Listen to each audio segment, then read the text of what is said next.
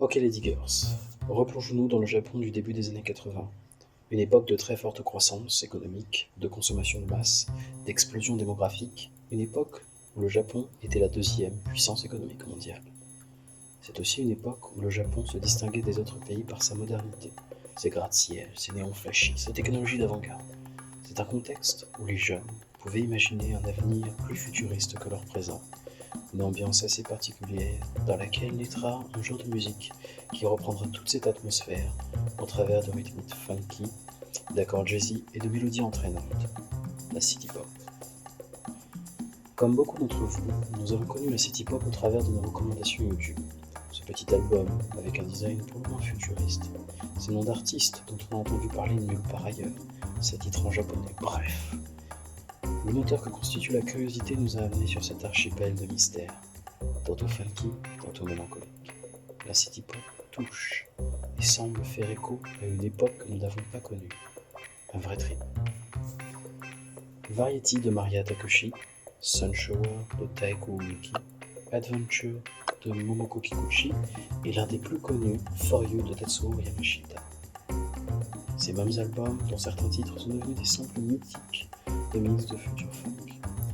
Les amoureux de jazz fusion, comme les disco diggers du dimanche, y trouveront leur bonheur. L'un des albums qui aura fait parler de lui, non, je ne parlerai pas de Plastic Love pour le moment. C'est First Light, sorti le 21 septembre 1981 sous le label Moon Records et composé par un guitariste japonais connu sous le nom de Makoto Matsushita. Moon Records avait enregistré sous son label pas mal d'artistes city pop de l'époque, tels que Maria Takeshi ou Tatsuo Yamashita. L'album First Light est constitué de 9 titres. Chacun des titres a sa propre ambiance. Les influences sont diverses. Funk, jazz, pop, pop progressif, soul. Les harmonies sont assez complexes, ont une teinte particulière qui se veut être la carte d'identité de la city pop. L'album est considéré comme un chef-d'œuvre de l'AOR japonais. Album Oriented Rock. Au passage, mention en aura pour le coproducteur de l'album, Toshio Oguri, qui a fait un travail impeccable sur le mastering et le mixage de l'album. Comme aussi la plupart des albums de l'époque, le son est clean comme un son propre. Chaque chorus, ligne de basse, cloche de synthé est à sa place. Un vrai délice pour les oreilles. À côté First Light, c'est voyager dans plusieurs dimensions, plusieurs univers. Le titre éponyme, on commence fort avec une ligne de slappy bass, enjouée avec une guitare un peu greasy, typique AOR. Un chant dialogue entre les chœurs en anglais et Matsushita en japonais. From the North to the West.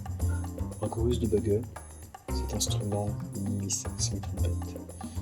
Une guitare rock, une basse funky et des harmonies jazz. Et le pire, c'est que ça marche. Des paroles qui parlent d'envol, de se perdre dans les cieux, comme on se perd dans l'amour qu'on a pour l'autre. One Hot Love fonctionne de la bonne manière, seulement ici l'ambiance est complètement différente. Plus de place pour la guitare. Makoto et les chœurs sont totalement en phase. On s'imagine conduire une grosse bagnole de l'époque, enlaçant une charmante demoiselle d'un côté et tenant le volant de l'autre. Resort Blue, le troisième titre, est un bridge vers le quatrième. La pluie tombe, l'ambiance est plus mélancolique, on change complètement de registre. On slowdown complet avec September Rain. Le décor est planté, un Matsushita à la voix suave, un bugle plus méditatif, une basse qui prend un rôle mélodique plus important. L'ambiance est posée, pluie de septembre, la fin de l'été, cette pluie qui rappelle la rupture après un amour de jeunesse. Matsushita nous parle de cet éternel dilemme. Oser aimer, c'est aussi oser laisser rentrer la pluie de septembre, accepter que l'été finalement ne dure qu'un été. Allez, on range les mouchoirs, titre suivant. Lazy Nights et It's All I Have For You sont à mes yeux les plus funky des titres de l'album. La basse et la guitare popote. 2h du mat sur l'autoroute, je peux vous assurer que ça vous change la route. Beaucoup moins connu, I Know, un autre bridge où Matsushita confesse ses doutes sur sa relation. Ça sent la rupture. Mais un synthé, des chœurs et Matsushita à son romantisme le plus exacerbé, terminant par cette question. Where should you go? Poignant. Love is Really Gone, un des plus connus, sonne davantage comme une résolution. La musique reprend les mêmes codes que le premier titre, seulement ici, on sort les violons, littéralement.